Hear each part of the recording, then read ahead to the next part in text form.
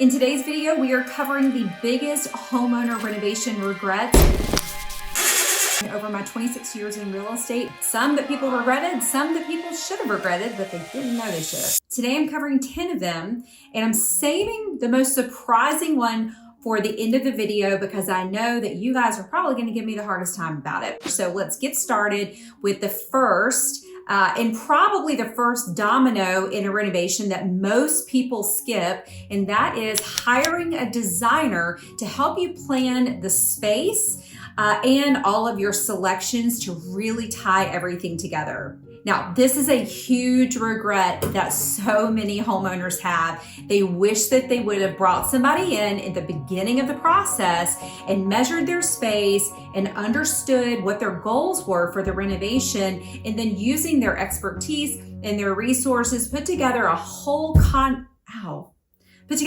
concept for them so that the space was perfect when it was finished. Most people don't do that. The reason why most people don't do it is because it is expensive. The least expensive way that you can bring a designer in to help with your renovation is to use an online designer. So when you do this though, you have to understand that this is a little different. The error could be on you for mismeasuring your space. It's also up to you to order all of the products, meaning that you're not going to get their designer discount. The second regret that I see really ties into hiring a designer, and that is when you go too trendy.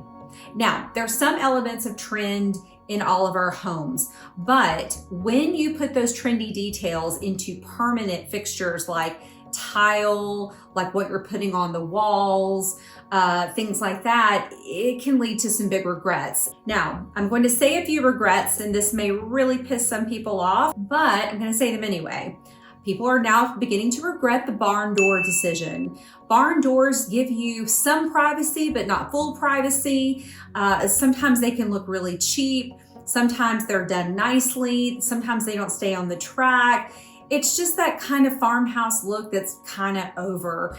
Also on the farmhouse front, shiplap.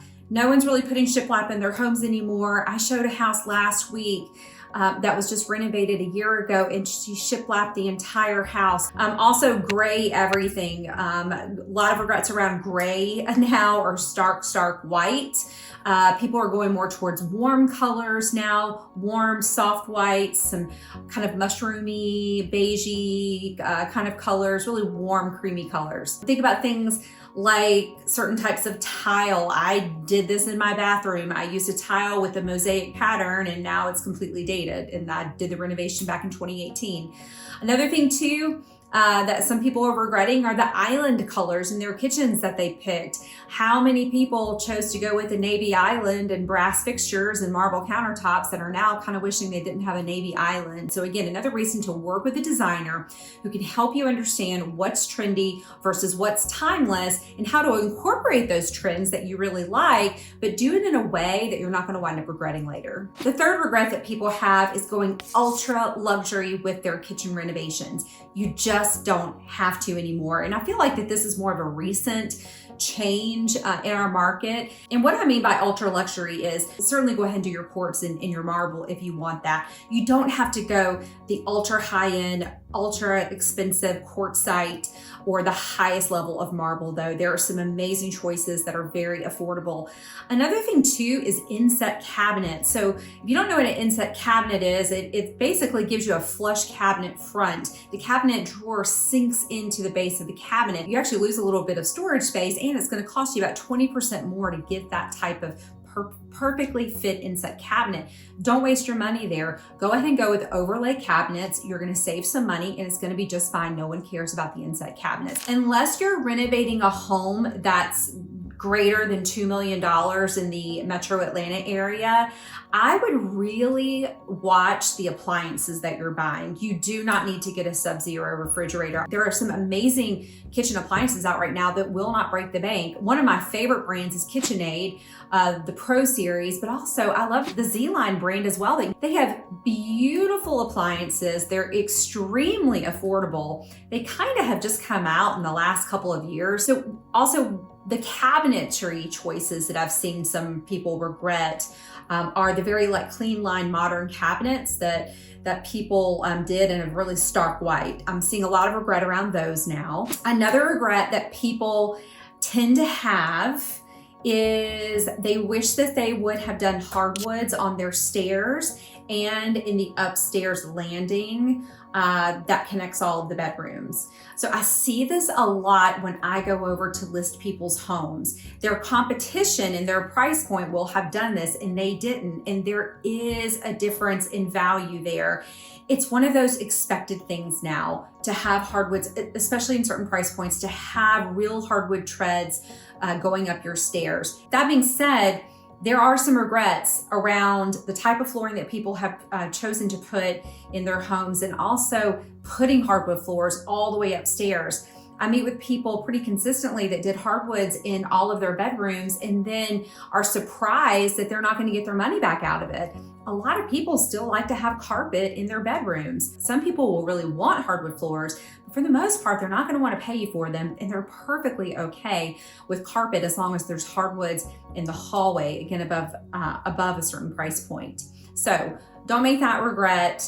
The sixth thing that I see people regret is going to the effort of changing out the door handles and all of their interior doors, but not changing out the old hinges. And trust me, I know it takes more effort because now you've got to take the whole door off and you went from replacing, a $30 door handle to now you're spending about $100 a door with the hinges and everything. But I promise you, if you're looking to get an ROI, that is the way that you do it. Because when a homebuyer comes in and they see a new door handle, but they see the old brass door hinges, they're going to begin looking around to see what else got half-assed in this home. And excuse my language, but that is what they're looking for. What else got done halfway? So go ahead, put the effort in and switch them all out if you're going to do it, or don't do any of them at all. The seventh regret that people have is not saving money for their landscaping. And I'm going to say specifically their backyard. Backyards are a huge selling point and usually at the top of everyone's list.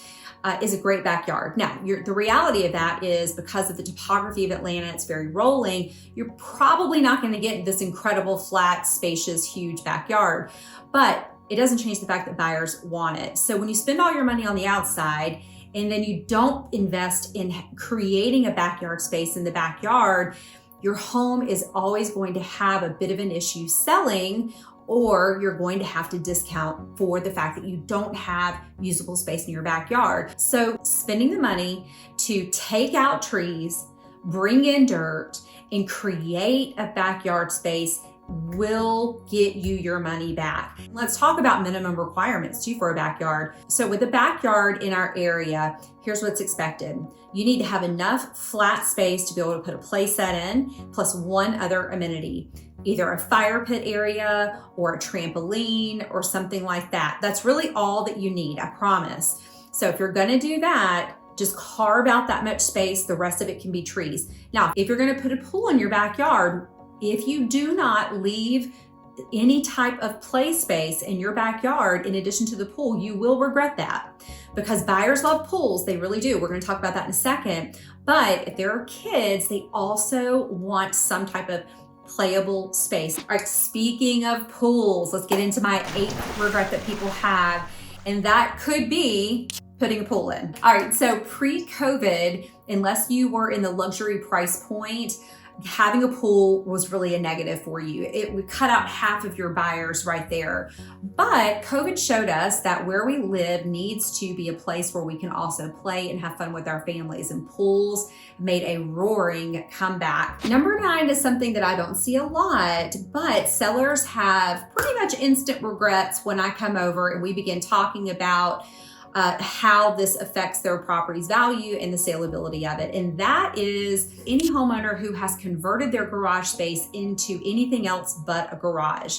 Now, I only see this about once every 2 years, but when I do have to explain to them that buyers want a place to park their cars, even if they're going to be like the rest of us and they're going to store stuff in their garage and probably not park in their garage. They want to be able to. They want to be the kind of person who's organized enough that they can. And when they come into a space where the garage has been finished into something else. The last one that I sold, the garage was finished into an extra hangout space for the teens, which I totally get, they needed, but it also reminded all the buyers that, hey, they don't have enough space in this house. They had such little space, they actually had to convert their garage into additional living space. So if you're going to do it, maintain the garage doors, don't seal them in, and do it knowing that you're going to dismantle it when you go to sell your house and turn it back into a garage. Here's my 10th one, and this is going to be the most controversial, but I've seen a lot of homeowners have regrets about finishing their basements. I know, I can't even believe I'm saying that myself, but it's one of my regrets that I had in my renovation was finishing the basement. Back in 2020, we knew that we either wanted to do a pool or we wanted to finish the basement. I am glad that we finished the basement because then we went into a pandemic lockdown and we used the basement for school. But my kids are now in 9th and 12th grades and they rarely go down to the basement. Maybe if we would have finished it when they were younger, it would have gotten more use. But I'd be shocked if anybody goes down there more than once or twice a week. It cost us about $75,000 to finish it. And again, for the amount of time that my kids have used it, it wasn't worth it at all. If you do want to finish your basement though, and you need that extra space, then I want you to be really thoughtful about how you do it so you get the most bang for your buck. First of all, I want you to make it as open concept of a plan as you can. Now, that being said, I want you to finish a bathroom, a full bathroom. It doesn't have to be anything spectacular, but a full bathroom. And I want you to put a bedroom down there. In order to be a bedroom, it does have to have windows, and it has to have a closet, so make sure you do that.